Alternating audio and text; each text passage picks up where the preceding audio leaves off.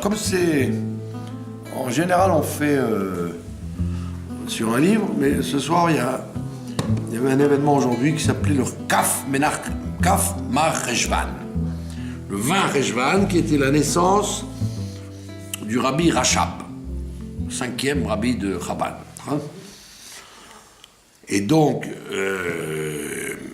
sa naissance, elle tombe presque tout le temps dans la paracha de Chayei Sarah. Et c'est lui qui a inventé qui a agrandi le principe d'envoyer des shluchim. C'est lui qui a dit les yeshivot, il ne faut pas seulement étudier le Talmud, mais il faut aussi étudier la Torah profonde. Donc il a innové l'enseignement de la chassidoute dans les yeshivot, alors qu'avant c'était en dehors, quoi. En dehors de la yeshiva. Et en plus, il a dit, ça ne suffit pas d'étudier, il faut devenir Nerot Lehaïr, des lumières pour éclairer le monde. Et donc, il a dit que quelqu'un étudie la Torah, puis après, il doit aller quelque part, même dans la rue d'à côté, hein, pour éclairer. Ouais. Il y a beaucoup de gens qui disent, lâche les routes, c'est aller en Thaïlande, en Russie, à Chypre. Tu peux aller dans le quartier d'à côté, il y a des gens qui ne savent même pas ce qu'est le Shabbat. C'est moins spectaculaire, parce que je dis, mais quoi, à Jérusalem, il y a des gens qui ne sont pas religieux, il y a des gens plus loin de la Torah en Israël et à Jérusalem que quand vous allez en Thaïlande. Surtout que la plupart des shluchim, on le sait aujourd'hui, ils ont affaire à beaucoup, en général, c'est les Israéliens qui touchent. Les Européens, ils ne voyagent pas trop. Il y avait un maître rabat qu'ils ont ouvert dans l'endroit le plus froid du monde. C'est le bout de l'Argentine. Le bout de l'Argentine, il n'est pas loin du pôle sud. Donc il fait un froid comme au pôle sud. Et ils ont un maître rabat il n'y a pas longtemps. Dans la neige, avec la glace et tout. Alors vous allez au Brésil, il fait une chaleur épouvantable, et vous prenez l'avion là-bas, vous arrivez. Et j'ai une dame qui a été là-bas, elle m'a dit, mais c'est bourré de gens le Shabbat, dans la neige et tout. Elle m'a dit, 98% des Israéliens, quoi. Ouais, bien sûr. Donc, les gens croient que la shlichut, c'est aller au bout du monde. Des fois, dans la rue d'à côté, tu peux déjà te renseigner s'ils savent ce que c'est les horaires du Shabbat. Il y avait des dames qui distribuaient des bougies de Shabbat. Alors, il y a des dames qui venaient prendre des bougies toutes les semaines au chouk. Et puis, la dame, elle lui fait, tu allumes toutes les semaines? Elle dit, toutes les semaines, j'allume à 7h. Elle dit, non, mais ça, c'est en été. Je dis, quoi? Mais tu m'as dit à 7h. Oui, mais c'était au mois d'août, je t'ai dit aussi à 7h. Maintenant, on est au mois de janvier, c'est à 4h. Ah, moi, tu m'as dit 7h, j'allume à 7h. Il faisait nuit noire. Donc, elle ne savait même pas qu'il y avait une relation entre le Shabbat et le coucher du soleil. Etc., etc. Donc, le Rabbi Rachab, il a dit, il faut que les Bachouri et Shivot, ils soient des lumières, des luminaires pour éclairer. D'accord? Et donc, en général, la naissance du Rabbi Rachab, Kaf Rejvan, tombe dans la paracha de Chayei Sarah. En général. Et donc, c'est pour ça que, comme c'est lui qui a agrandi le sujet de la shlichut, donc le Rabbi avait instauré que le rassemblement des shluchim se fasse cette semaine. Ça va avoir lieu cette semaine. Ils ont fait en Israël samedi soir et à New York cette semaine. Qui? Gabriel, oui, il voyage. Moi, je ne voyage pas. Moi, je ne bouge pas de Jérusalem. Je vous l'ai déjà dit 1000 fois. Quand j'ai fait mon alia... Je me demandais si Gabriel, il s'en va. Ouais, il y a beaucoup de gens qui voyagent, ouais. Parce qu'il y a une atmosphère de... Et puis, le banquet, c'est un truc gigantesque. Ils font ça au port à l'aéroport, le vieil aéroport de New York, qu'ils ont fait comme ici à Tel Aviv. Ils ont fait des hangars. des hangars et ils font des salles de fête, de congrès, et là c'est un truc gigantesque avec des micros, des télévisions à chaque dans la salle, tellement c'est grand. Vous pouvez pas voir celui qui parle. Donc ils ont des télévisions dans chaque table pour voir le gars. Comment ça s'appelle, d'accord? Ça s'appelle Namal, enfin Porte, je sais pas comment. Vous avez 4000 personnes, quoi. Et c'est avec un repas. Qui c'est qui subventionne tout ça? Alors c'est des milliardaires. Vous pensez bien que c'est des milliardaires et après le Ramal international, il dit, voyez, regardez nos délégués. Donc Bekitso, c'est dans la paracha Trahe Sarah, tout le temps. Tout le temps. Et donc, il y a un rapport entre la paracha Trahe Sarah où on voit la première fois, dans l'histoire de la Bible, un chaliar, quelqu'un qu'on envoie faire une mission. On n'a jamais vu ça jusqu'à maintenant. Le premier qu'on voit faire une mission, c'est Eliezer, pour marier Yitzhak et Rivka. Avant ça, il n'y a jamais eu de mission. D'accord? Par exemple, dans le déluge. D'accord? Les commentateurs, ils disent, pourquoi Noach, il a fait une arche tout seul pendant 120 ans? Pourquoi il ne s'est pas aidé de ses enfants? Pourquoi il ne s'est pas aidé de tous les gens qui pouvaient comprendre qu'il allait bientôt avoir un déluge? Tiens, on va te donner un coup de main, on emmène des planches, on emmène du goudron. Pourquoi il était tout seul à travailler pendant 120 ans? Alors bon, la réponse, c'est que les commentateurs, ils expliquent qu'en vérité, Dieu lui a parlé à lui et pas parlé à ses fils. On peut toujours expliquer des raisons subsidiaires. La vraie raison, c'est qu'il était responsable unique de cette mission.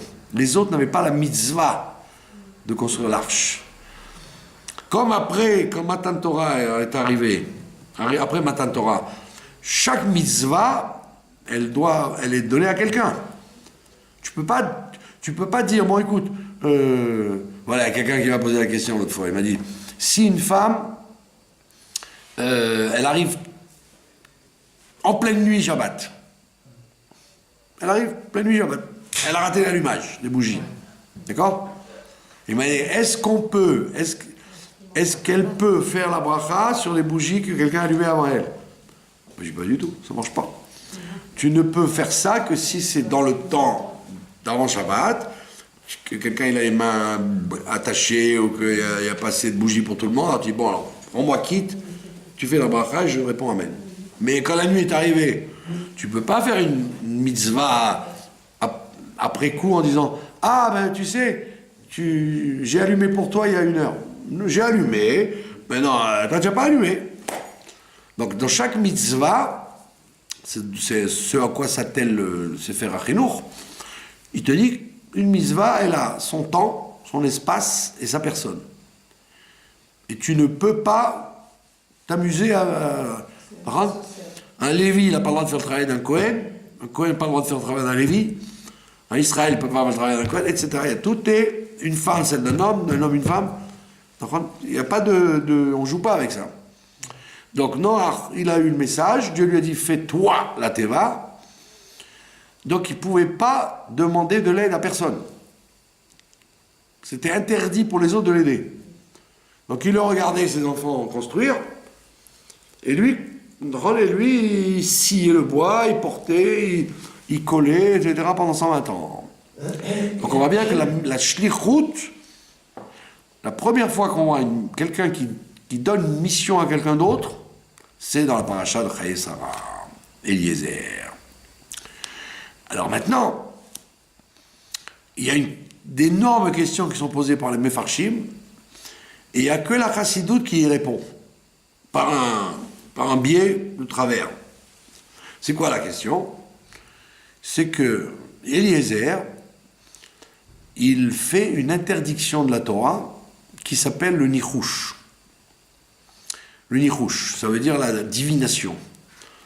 Il y a écrit dans le livre de Dvarim que tu n'as pas le droit, par exemple, quand tu vois un chat passer, dire ça porte malheur. Ou où la Gemara elle donne des exemples. Le gars, il a le pain qui est tombé, il dit « Oh, on parle de moi maintenant, arrêtez de parler de moi. » Les Algériens, ils disent « Oh, tu n'as pas les oreilles qui sifflent, on parlait de toi. » Tout ça, c'est... Bon, quand c'est rigolo, mais, mais il arrive quelquefois que les gens en fassent une règle. Le Rabbi Yehuda Chassid, il dit, au Moyen-Âge, il dit, si un khatan, il va à son mariage et il voit un cerf, ou un cerf qui passe sur sa route, il doit se méfier de son mazal. Alors évidemment, aujourd'hui, bon, avant que vous rencontriez un cerf passé dans la boulevard Voltaire,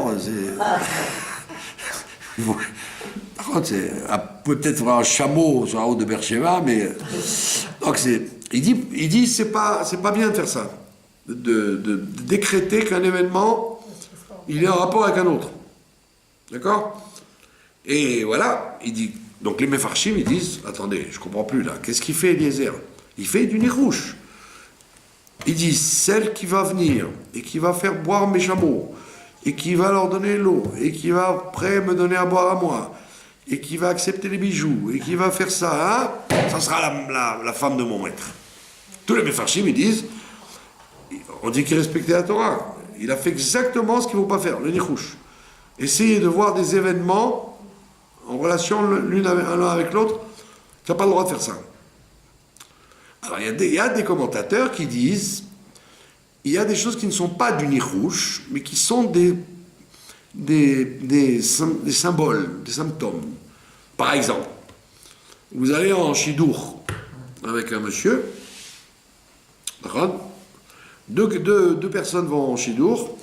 La fille, elle peut dire par exemple, si par exemple lui prend un verre d'eau et il m'offre un coca, ça veut dire qu'il est radin. Il veut dépenser cash un coca parce qu'il a honte de moi, mais lui, il ne voit pas qu'un verre d'eau parce que ça coûte rien ou c'est... Là, les Mefarshim, on dit non, tu as le droit de faire ça. Tu vois les signes. Bon, je rentre en autobus. Ah non, je ne vous laissez pas rentrer en autobus, je vais vous offrir le taxi. Tu as fait exprès de lui dire l'autobus pour voir s'il est radin ou pas. Là, ça, tu as le droit de faire ça. C'est des symptômes. Voir si tu vas te marier avec quelqu'un qui est proche de ses sous ou pas proche de ses sous. Mais là-bas, on dit, c'est vrai qu'il a voulu voir si elle était gentille comme la famille d'Abraham, mais il y a quand même beaucoup de détails qu'il a exigés et qui montrent que c'est du nirouche. C'est pas des symptômes, c'est de la divination, ce qu'il a fait. Et la preuve, c'est qu'il tout de suite, sans hésiter, il donne les bijoux à la fille, alors qu'il aurait pu dire, attends, réfléchissons d'abord, allons voir les parents, après on va voir, doucement. Pas du tout. Elle a fait ce qu'il a pensé faire, il lui offre les bijoux, il lui met comme les négresses, une grosse boucle dans le nez, des boucles dans les oreilles, des bracelets, En plus, il ment à Bethuel. Il lui dit... une fois que j'ai parlé avec elle, je lui ai mis les bijoux. C'est pas vrai. Il a mis les bijoux avant d'avoir parlé avec elle. Quand il a su que c'était ça, il a dit, allez, c'est bon. Je lui donne les cadeaux.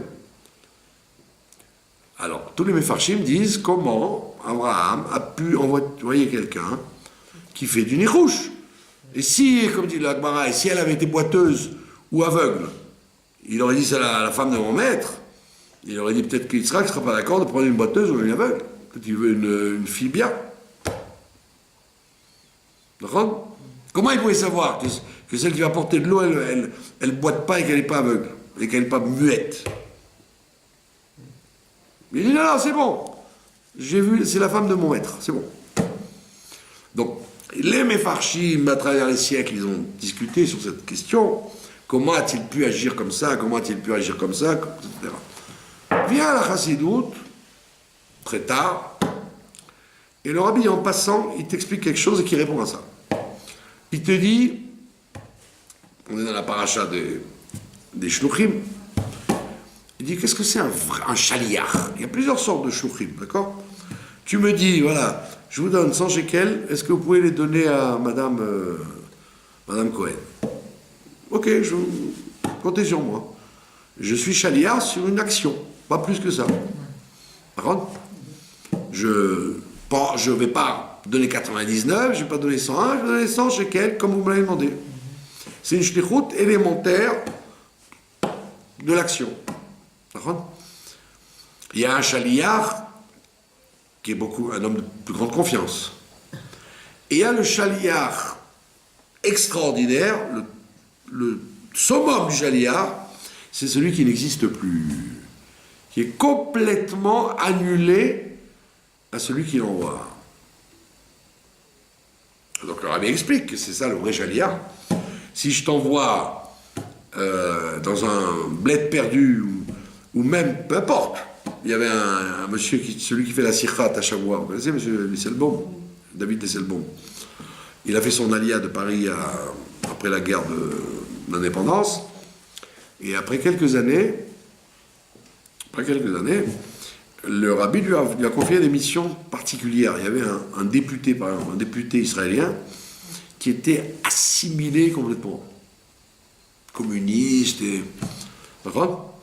Et le rabbi dit à David Esselbaum, par lettre ou par téléphone à l'époque, il lui dit, il faut que tu ailles à Tel Aviv,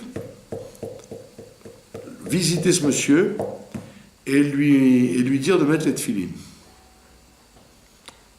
Lui, le connaissant, il dit, moi je vais aller le voir à Tel Aviv, lui dire de faire tefilines, mais il va me jeter du 4e étage. Lui qui ne peut pas voir les religieux et la Torah en pâture. Bon, mais comme il était chassid, il a été. Et l'autre, évidemment, il ouvre la porte, déjà il voit un barbu. Qu'est-ce que tu veux? Tu veux de l'argent? J'ai pas d'argent. Tu veux me parler? Je ne veux pas parler. Il dit non, moi je te transmets un message. Il lui transmet un message, et l'autre le regarde comme ça, comme s'il sortait d'une planète. Et une fois qu'il a fini de parler, il lui fait tac, il ferme la porte au nez. Alors lui, il retourne chez lui, et il écrit au rabbi, Slicha, ça n'a pas marché du tout. Il n'a même pas voulu entendre parler que je lui mette les tefilines. Et le rabbi lui répond, comme je te l'ai déjà demandé, tu dois insister. Alors lui, il recommence. L'autre, il n'a pas ouvert la porte cette fois-ci, puisqu'il a su que c'était lui. Et donc lui, il est reparti, bredouille. Et comme ça a duré des mois et des mois. Et puis, et donc il a dit, bon, le rabbi m'a dit de faire ça, moi j'ai pas réussi, mais je peux pas faire plus. Et à ce moment-là, à Kfar Chabad, quand il y avait à cause des guerres, ils organisaient des fêtes pour les orphelins de la guerre et des veuves, et des fêtes où il y avait à manger, il y avait un orchestre, il y avait des discours. Et puis, donc lui, il était à la fête. Qui voit arriver dans la foule? Le député. Il dit, lui qui est venu, soi-disant pour les veuves de Tzahal, etc., très très bizarre, très très bizarre. Alors il s'approche délicatement pour lui demander. Et l'autre lui répond comme ça, évasivement. Et il lui dit,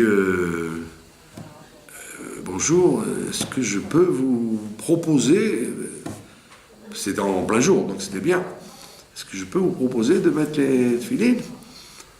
Il dit, non, laisse-moi tranquille, hein. Bon, donc il s'en va. Et quelques minutes après,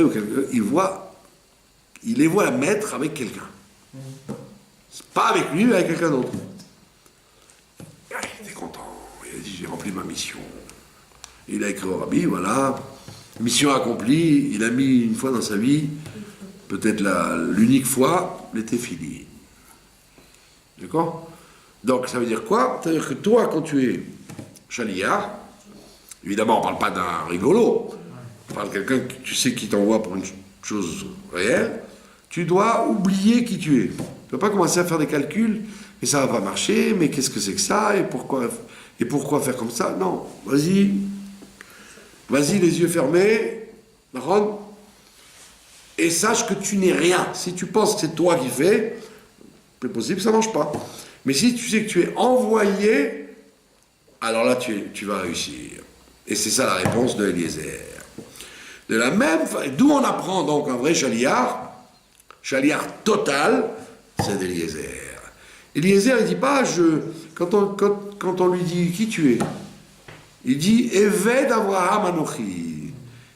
Il aurait pu dire je suis Eliezer, Rosh Yeshiva de milliers d'élèves en Israël, responsable de tous les biens d'Avraham Avinu, milliardaire. Pas du tout. Il ne parle pas de lui du tout. Il dit Eved Avraham Anochi. Je suis le serviteur d'Avraham. C'est-à-dire que je n'existe pas. Je suis le bras, je suis la main de quelqu'un qui s'appelle Abraham. Voilà la réponse. S'il était venu de lui-même, alors tout ce qu'il va faire, il faut qu'il réfléchisse. C'est cachère, c'est pas cachère, j'ai le droit de faire ça, j'ai pas le droit de faire ça. Donc il y a un nichouche. Là, il ne va pas en son nom. Il va au nom d'Abraham.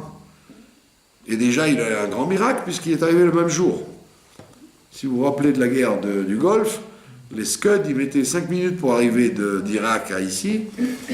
Rome, ça fait 5000 km. Lui, il a mis 5000 km dans la même journée. Donc ça veut dire qu'il a eu le raccourcissement du temps avec les chameaux. Kfitsat Aderer, voilà. Il a fait le raccourcissement du chemin. Et donc, il a dit, c'est pas moi, c'est pas grâce à moi. C'est le Abraham qui m'envoie. Donc il a dit, donc je suis vraiment délégué d'Abraham.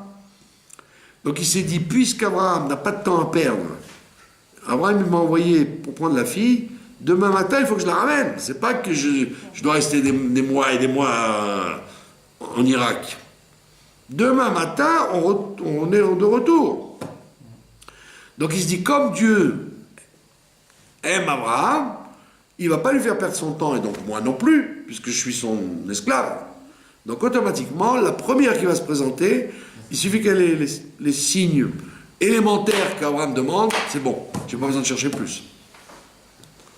C'est-à-dire que ce n'est pas en tant que lui. Si c'était en tant que lui, il n'avait pas le droit de faire ce qu'il a fait. Il aurait dû faire une enquête et attendre, et voir quelle famille c'est, etc. Comme il vient de la part d'Abraham, donc il sait que il n'y aura aucune chance que ce soit une fausse alerte. Donc quand tu es mandaté pour faire quelque chose que Dieu demande, tu es tranquille, tu ne peux pas te mettre des doutes en disant peut-être ça va pas marcher, peut-être c'est pas bon. Comme je vous ai expliqué ça 2000 fois, ce que dit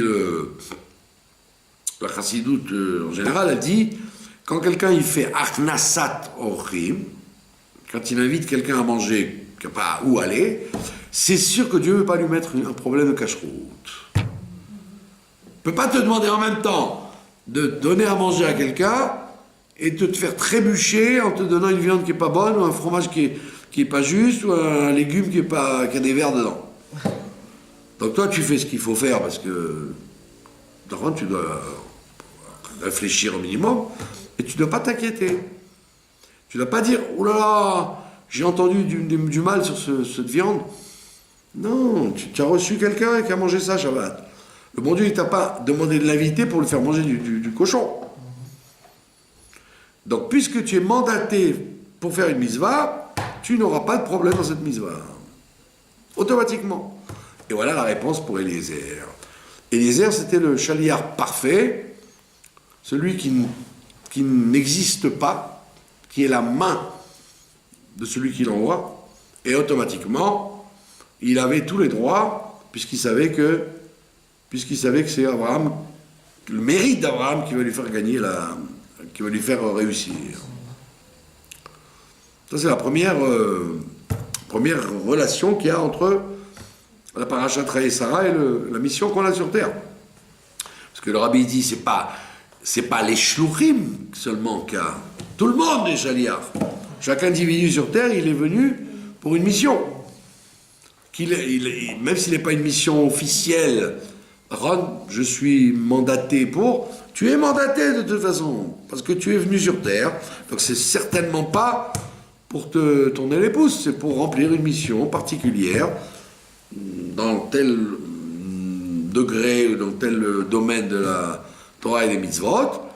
Et donc si tu sais que tu le fais parce que Dieu t'envoie pour faire ça, tu n'es pas venu parce que tu avais envie de le faire.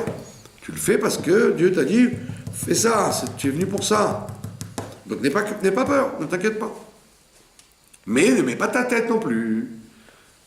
Tu mets ta tête dans la technique, c'est-à-dire comment faire la chose bien. Mais ne mets pas ta tête en disant, peut-être ça va pas marcher, et peut-être c'est pas bon, et peut-être c'est autrement. Non, si c'est obligé, c'est obligé. Donc c'est sûr que Dieu ne va pas te mettre des épreuves sur un truc que la Torah te demande de faire. Impossible. Que ce soit dans la cache-route, que ce soit dans le Shabbat, l'éducation, tout ce que Dieu demande, c'est évident que si tu dis je ne suis rien, c'est pas moi qui fais, c'est celui qui m'envoie, automatiquement, ça passe. Ça passe. Même les goïms vont dire, c'est normal, vous êtes le peuple de Dieu, c'est normal, allez-y, faites. Et donc en fait, s'il y a quelque chose qui heurte, c'est que c'est toi qui t'es mis au milieu. Tu as servi, tu as parasité l'influence que tu aurais dû avoir. Vous pensez que chaque personne sait quelle est sa mission? Justement, c'est une bonne question. C'est la question clé. Comment savoir quelle est la mission qu'on a sur Terre? C'est pour ça qu'il faut être, comment dire, amiti. Ça veut dire il faut savoir qu'est-ce que je suis venu faire sur Terre.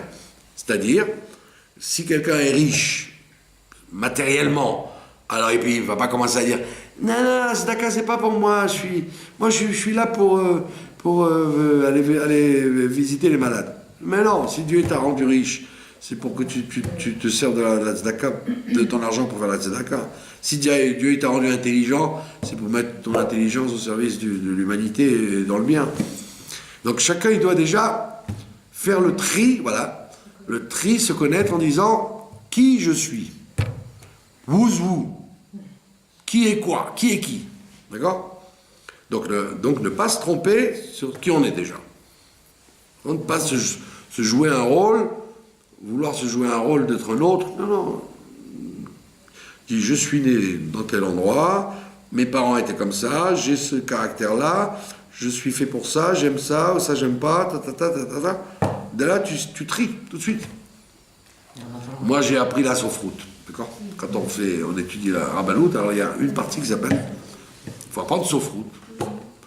Dans le cas où tu serais envoyé dans un endroit, il faut que tu saches au minimum de vérifier mes mezuzah, Sefer Torah, et en plus, il y avait le côté écriture à pratiquer pour celui qui voulait s'en faire lui-même. D'accord? Bon, c'est vrai qu'à Jérusalem, ça manque pas les gens qui savent écrire, mais dans Nagui, tu vas au Nigeria, ou tu vas dans une banlieue perdue en France, tu as besoin de corriger un Sefer Torah ou un truc, tu as besoin de connaître les lois. Et des fois, quelquefois, parfois, tu as besoin toi-même d'écrire. Alors moi, j'ai la théorie, bravo, maintenant l'écriture, moi, même en n'importe quelle langue que j'écris comme un débile mental. J'ai une écriture horrible. Peut-être parce que je suis un gaucher contrarié, quand j'étais petit, on m'a contrarié, mais en tous les cas, j'écris vilain comme tout. Alors mon professeur, il disait, dis-moi, mais tu joues du piano, toi? Je dis, ouais. Il me dit, continue à jouer du piano, mais n'écris pas.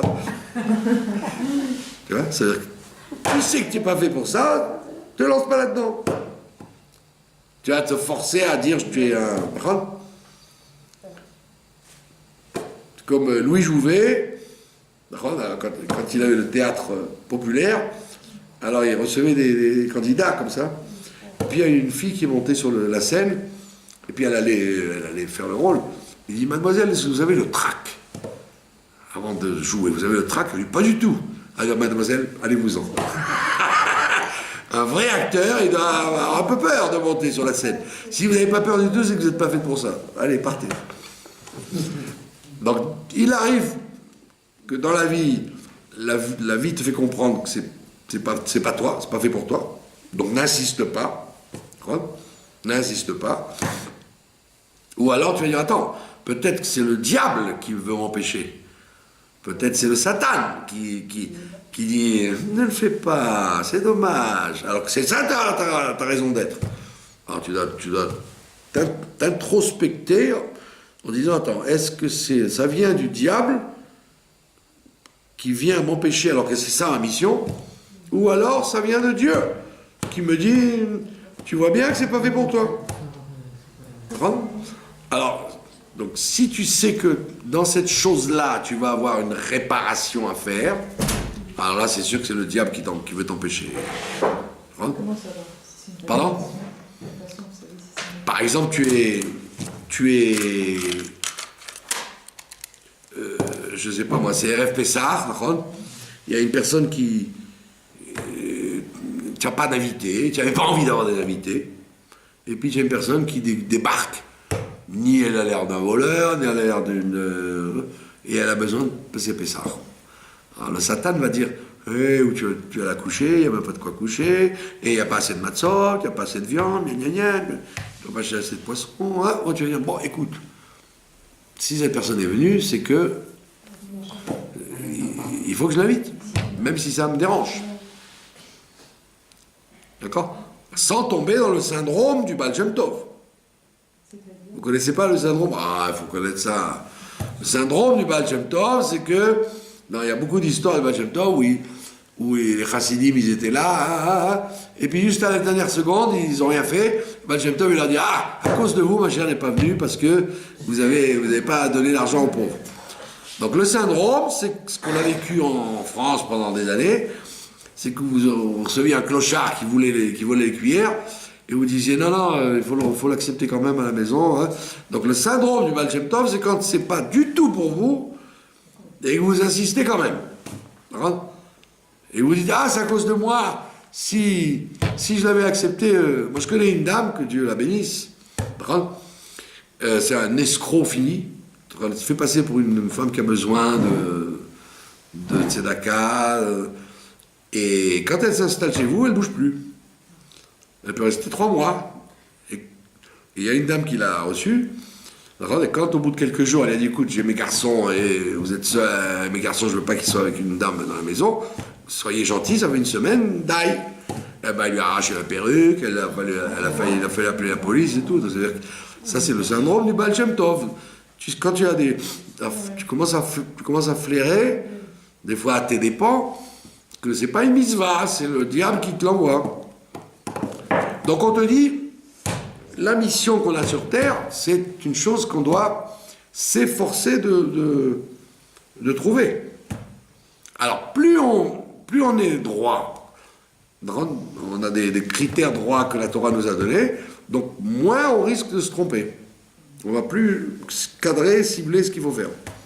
Plus on vient de loin, donc on a l'esprit tortueux et vaseux, donc on fait des erreurs, et on fait une erreur, et on se fait avoir, donc c'est une recherche qu'il faut avoir, mais après un certain temps, tu sais que tu flaires. Qu'est-ce qui est pour toi, qu'est-ce qui n'est pas pour toi. Dans tout.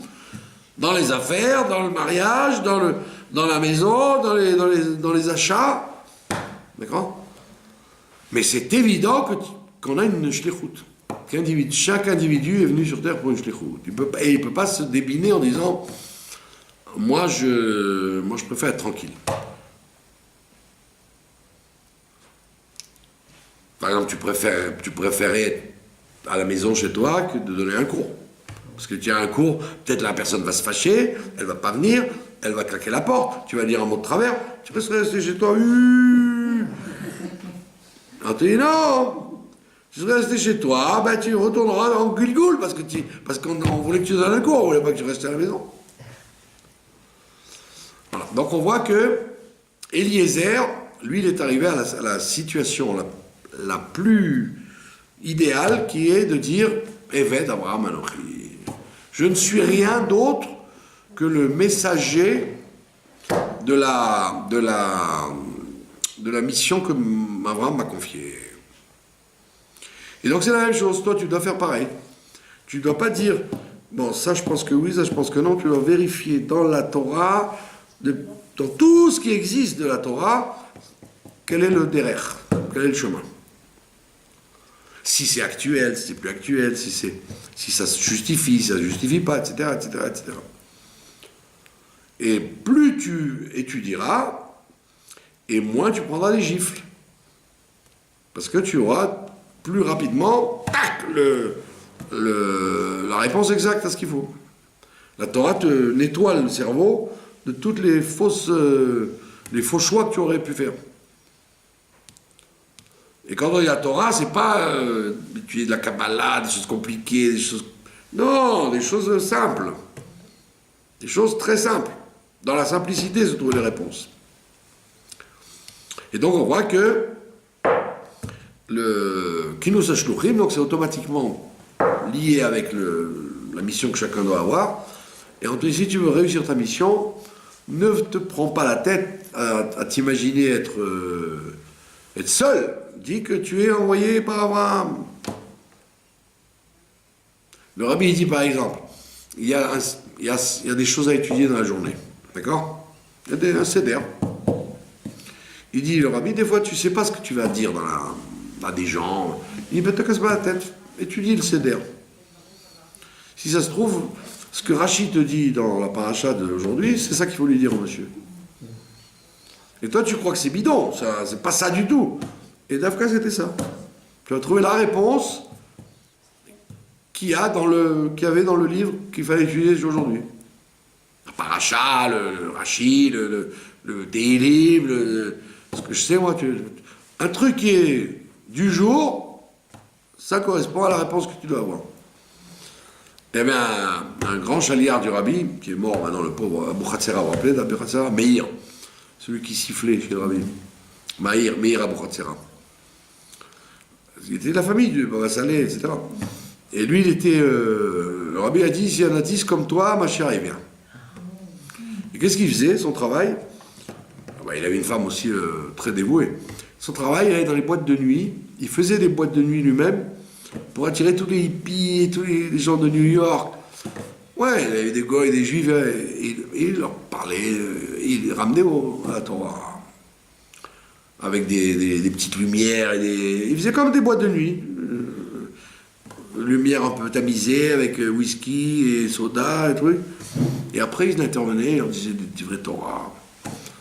Un jour, le rabbi lui dit, tu restes pas à New York, c'était vers la fin de l'été, et tu vas au campus de Columbia, et c'est le mois d'Elul, tu parles aux étudiants. Il dit d'accord. Bon, il prend son train, son avion, je sais pas quoi, il arrive là-bas, le campus, il voit que des gens complètement... beaucoup de juifs, mais assimilés complètement. Il le voit arriver... truc noir, machin. Il dit, qu'est-ce que je vais bien pouvoir leur raconter? Et c'était le mois des Louls. Et il jouait de la guitare. Il savait bien jouer de la guitare. Il avait un groupe de folk, etc. Il arrive dans le campus. Il dit, bon, qu'est-ce qu'on va bien leur raconter? Si je commence à dire, moi des loups, là, Teshuvah, et voilà, il y a des pop-corn dans la... Donc qu'est-ce qu'il fait? Il met une estrade, là, comme ça, il commence à jouer un truc de Bob Dylan, comme ça. Et une fois qu'il a fini, il leur fait... Listen to guy! Listen to guy! Alors, tout le monde s'approche de lui. Là. Alors il dit le texte du Admorazaken dans le Écoute Torah, le roi est dans les champs. Un Meler Bassadé. Mais il leur dit pas Meler Bassadé. Il leur fait The king is in the field! Together! The king is in the field! Ah, les gens, ils disent, c'est beau cette formule. Et il commence à parler avec lui, et il chante avec eux, il a inventé un truc, et il a lancé un truc de chant pour expliquer que le roi est dans les champs, et qu'il ne faut pas penser que que le roi il veut du mal, il les a embobinés comme ils vont. Parce qu'il savait parler, quoi. Et pourquoi? Parce que lui, il était annulé au rabbi totalement. Le rabbi pouvait lui dire prends un avion, va sur la Lune, et il aurait pris l'avion. Et donc il réussissait à ramener des tas et des tas et des tas de gens, rien qu'avec cette foi qu'il avait. Alors il en parlait du Baal Shem Tov, du Baba Salé, en avant, vas-y que je te mets de la Rouchaniout dans tout, et ça marchait. Pourquoi? Parce qu'il savait qu'il n'était rien. Une grande madriga. Parce que tu peux dire, attends, moi, et qu'est-ce que je vais faire, et on va me jeter des pommes de terre, et qu'est-ce que Non, non, on t'a dit de faire, fais. Bon, alors il est mort, le pauvre. Il avait commencé un film sur le rabbi, vous vous rappelez, qui n'a jamais terminé, d'ailleurs. Un film, une espèce de documentaire avec des paysages du sud du Niagara.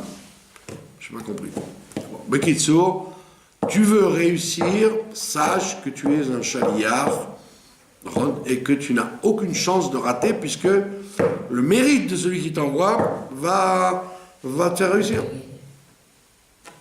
Alors dans tout le travail, il est justement de s'annuler, de se la fermer, de s'écraser, de ne pas toujours dire, de pas toujours avoir raison devant la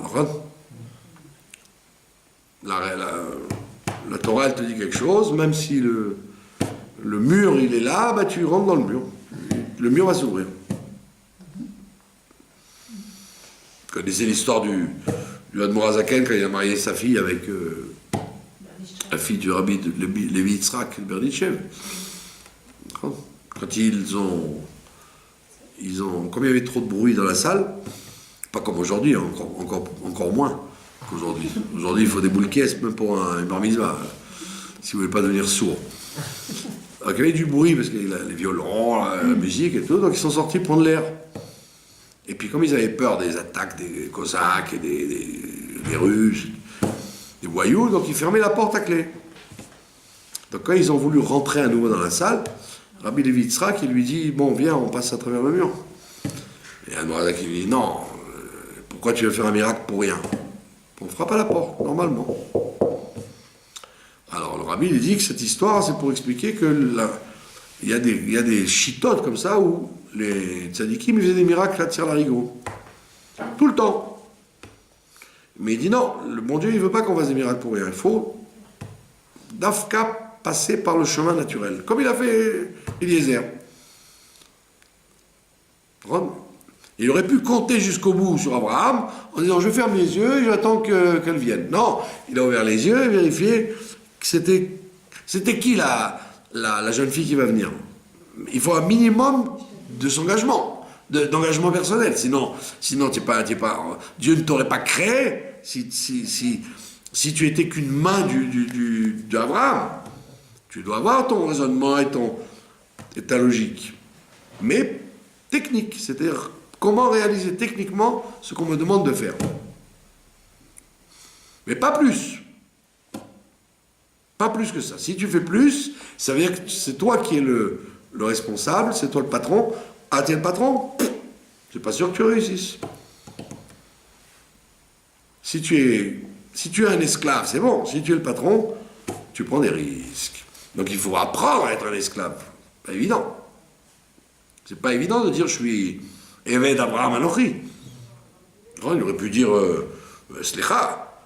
C'est quand même moi qui gère tous les biens d'Abraham, c'est moi qui suis le Rosh Yeshiva d'Abraham, c'est moi qui fait la guerre, qui l'a gagnée grâce à moi. Je suis pas rien, je suis Eliezer. Mais pas du tout, je ne suis pas Eliezer, je suis Eved Abraham. Et qu'est-ce qu'il gagne en fin de compte, qu'est-ce qu'il gagne? Que tout le monde le respecte comme Abraham. C'est pas qu'il est rien. Il a aussi le bénéfice d'avoir les avantages d'être comme Abraham. Et voilà pourquoi il faut s'annuler devant la mission qu'on t'a confiée. Et grâce à ça, tu réussis. Ça, c'est la première comparaison qu'on puisse faire avec la paracha. La deuxième, c'est par rapport à la situation dans laquelle on est. D'accord?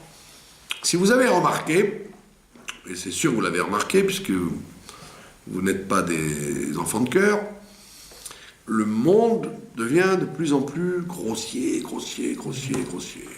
Il y a une grossièreté tellement forte que la matière domine tout sur le spirituel, sur la morale, sur le sechel hayashar, le cerveau droit, etc. Et on discutait de ça, quelqu'un m'a dit « Oui, c'est à cause du chinour, c'est le chinour que les gens y reçoivent. » Aujourd'hui, c'est pas lié avec le chinour du tout. Mais même des gens qui sont tout à fait équilibrés, droits, avec des principes, etc., leurs enfants, pitom, vous demandez d'où ils sortent leurs idées. Donc on vit dans un monde nouveau, où on a l'impression d'être catapulté de la Lune.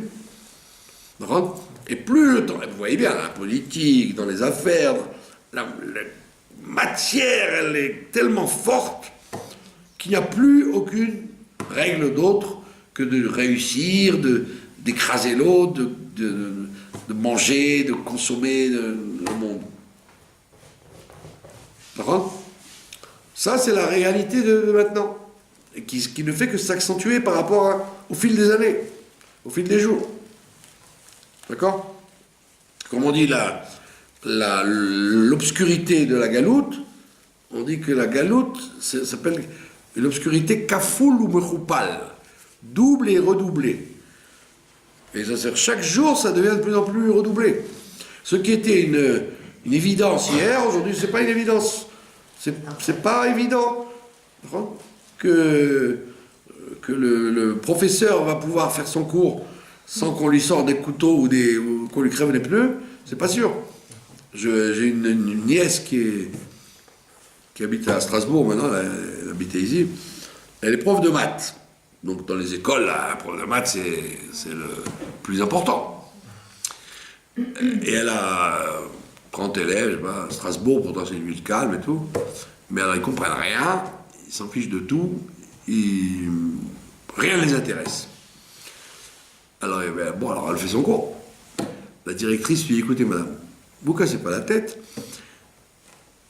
tant que les élèves se taisent, c'est très bien. Et donc, c'est pas qu'elle cherche à leur faire comprendre qu'il y a un fond deux. Non, non.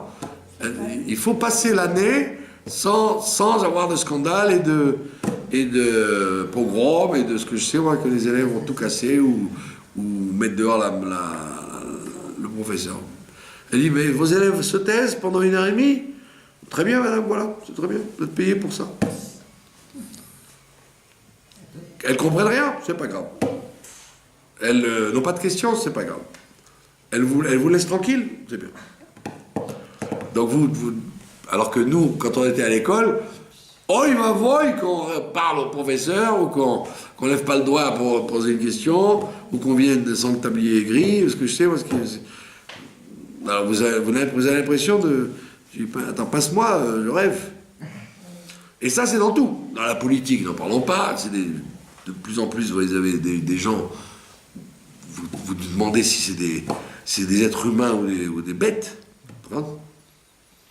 Je suis déconnecté de la France quand même depuis 35 ans. Mais quand Hollande est passé, on va m'écouter sur les ondes. Quand Hollande est passé, j'ai dit tiens, je vais écouter le discours du président. Alors bon, vous avez le drapeau de la Palestine derrière, le drapeau du Liban, c'est la France, quoi. Et puis j'ai dit, bon, qu'est-ce qu'il va dire Hollande, c'est important, président de la République française, quand même. Alors, je vous le fais, hein. Vous n'allez pas me dire que je mens, parce que vous pouvez le retrouver. Alors, il fait, eh ben voilà, on a gagné, voilà. J'ai dit, mais ça dirait qu'on est dans un café, vous savez, le café à 5h du matin avec le petit verre de rouge, là. Allez, un petit blanc J'ai le président de la République qui passait pas aligné de 2 phrases de... Bah oui, c'est normal, il parlait à des gens qui parlaient comme ça. Ben voilà, hein, on a gagné. Et vous prenez dans tous les domaines, que ce soit le théâtre, le cinéma, la publicité, vous vous dites, attends, mais où on est? Qu'est-ce qu'on fait? Le monde existe encore? Vous dites, il vaut mieux peut-être aller en Afrique, avec les pygmées, manger du riz et écouter du tam-tam. Donc ça veut dire, si vous pensez que, vous allez respirer, vous allez écouter quelqu'un qui va dire quelque chose d'intéressant, oubliez. Comme on dit, no way. On passe pas, il n'y a rien à attendre. Circulez, il n'y a rien à voir. D'accord? Donc on vit dans la grossièreté la plus forte qui soit, et chaque jour ça ne fait que s'accentuer. Alors vous dites, attends, c'est quoi? Qu'est-ce qu'on veut? Alors la paracha t'explique ce qu'on veut. On te dit que Yitzhak Avinu, il représente l'homme, le ma. Pourquoi on l'appelle l'homme? Adam, c'est ma. Pourquoi Adam, c'est 45, c'est ma? Pas parce que c'est un jeu de mots.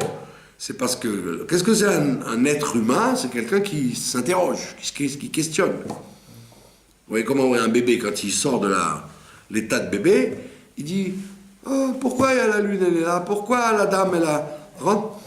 Pourquoi le monsieur, il a un bouton sur le nez? Pourquoi... Ma fille, elle est petite, elle dit, le bon Dieu est un garçon. Non, est-ce que le bon Dieu porte un pantalon? J'ai dit à ma fille, pourquoi tu dis que le bon Dieu porte un pantalon? Elle m'a dit, oui, parce qu'on dit il, donc c'est un garçon. Okay? Donc les enfants, quel que soit leur milieu, ils sont des êtres humains, donc ils posent des questions, c'est le questionnement. C'est ma. Quelqu'un qui ne pose pas de question, c'est une bête. Quand la vache, elle ne pose pas la question, est-ce que l'herbe vient de la... Elle aime l'herbe verte, elle ne veut pas l'herbe jaune. Uniquement assez pour, il n'y a plus rien à aller chercher. Poivrier. C'est comme ça, la différence entre une bête et un individu. Donc l'homme, c'est ma. Celui qui pose des questions, celui qui va s'ouvrir vers le spirituel, Et de l'autre côté, il y a l'animalité, le ban. Shem ban, on appelle ça. Le nom qui représente l'animalité, la matière. Et ça, c'est Rivka, qui vient du monde de la matière, Bethuel, etc., la Vodazara profonde, et l'intérêt, comme on va voir avec Lavan, qui s'intéresse qu'à gagner, qu'à écraser l'autre.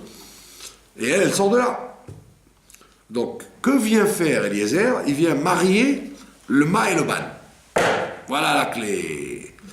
Le bon Dieu, il te dit, l'être humain, l'intelligence, le cerveau droit, la recherche du bien et du mieux et du spirituel, et le contraire, aller rechercher le moi et l'égoïsme et la matière, la grossièreté, jusqu'à la violence, il faut.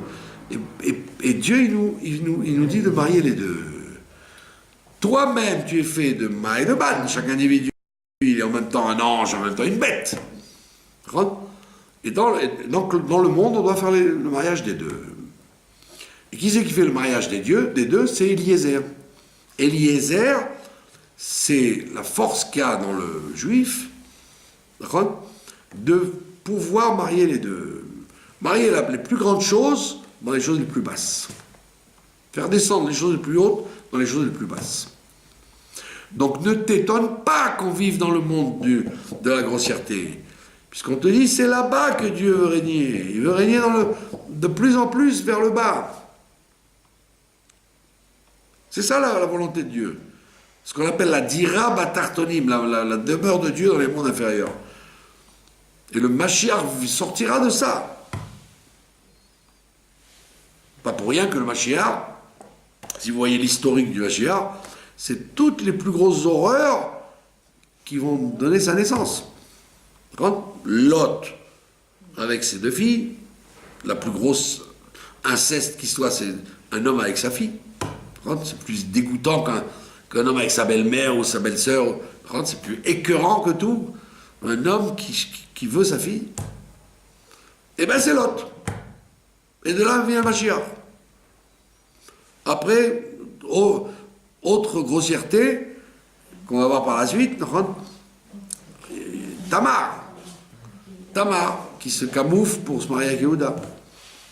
Et après, on descend encore avec Ruth à Moavia, avec Boaz. Etc., etc., etc. Chaque fois, on va... Et Mashiach, il sort de là. Ça veut dire que Mashiach, il contient toutes les horreurs qu'il y a pu avoir, mais qui ont été récupérées dans la Kedusha.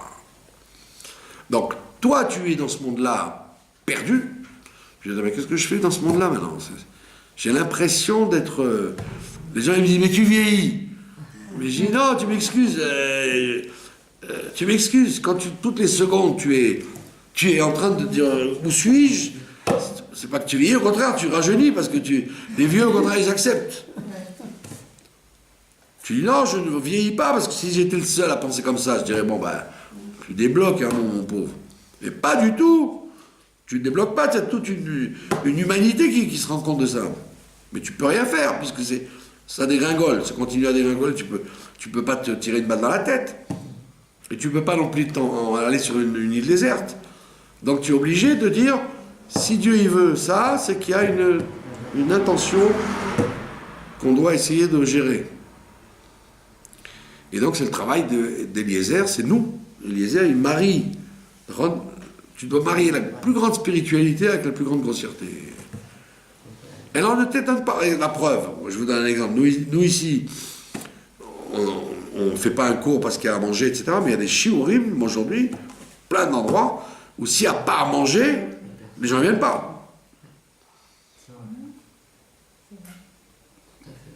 D'ailleurs, regardez, au Kinous Ashluchim, il y a une espèce de concurrence. Quel va être le repas le plus somptueux, le banquet Attends, à l'époque, les chassidim, ils avaient une patate sur la table. S'il y avait un cornichon, ils disaient Sheikh Yanou. Et s'il y avait un fond de vodka, ils disaient laisse la moitié pour demain. Là, aujourd'hui, allez, les plus grands whisky, les plus grands... Un kidouche sans boucha, mais c'est pas un kidouche. Un kidouche sans amroud, c'est pas un kidouche. Bientôt, on va t'emmener du caviar et du champagne, sinon les gens ne viennent pas. Donc, qu'est-ce que tu vas faire? Tu vas te battre contre ça. Tu vas dire, non, moi, j'invite les gens pour qu'ils m'écoutent. Donc, on voit bien que c'est une lutte entre l'infiniment spirituel qui va descendre dans l'infiniment grossier. Et on voit que Rivka, elle a accepté. Elle a dit, je vais. Alors, elle n'a pas dit, non, je suis lié avec Bethuel, Lavan, c'est mon monde, ça. Moi, j'ai pas... non, dit Rivka, même l'infiniment grossier veut rentrer dans le Kodesh. Et pour la petite histoire, mais on terminera avec ça, dans les noms de Dieu, il y a un nom. Quand vous le calculez, le Yud Ke Vav Ke, ça fait 26. Mais quand vous le calculez avec les lettres à l'intérieur, Yud, E, Vav, E, quand vous faites le calcul de l'intérieur du mot, si vous le faites avec certaines combinaisons, vous arrivez à 45. Un nom de Dieu qui n'est pas 26, mais qui devient 45, Ma. Un des noms qui devient Ben Nun, Ban. Le troisième, c'est Sag. Sag, c'est le nom de Dieu, une permutation qu'on fait avec un Vav, et qui est justement le nom que représente Eliezer. Eliezer sur terre représente le Shem Sag. Le Shem Sag, c'est celui qui marie les deux. Parce que vous ne pouvez pas faire quelque chose si vous n'êtes pas armé du nom de Dieu. Alors tu dis, moi je suis l'être humain, je suis Ma. Je suis armé du nom de Dieu, intellectuel. Mais qui peut marier ce nom de Dieu avec l'animalité grossière? Un troisième nom de Dieu qui s'appelle Sag. Et qui c'était Sag? C'était Eliezer. C'est lui qui véhiculait ça sur terre. C'est comme ça que c'est écrit dans le livre de la Kabbalah. Comme Yitzhak, c'était Sarah et Abraham aussi, et Adam Arishon, etc. Et les femmes, c'était à chaque fois Ban. Donc le mariage des deux, c'est grâce au Shem Sag. Et il y a un jeu de mots qui est intéressant, c'est que Sag, si vous l'avez remarqué, c'est les mêmes lettres que Gas, la grossièreté. Ça veut dire que la grossièreté, c'est en vérité une volonté de Dieu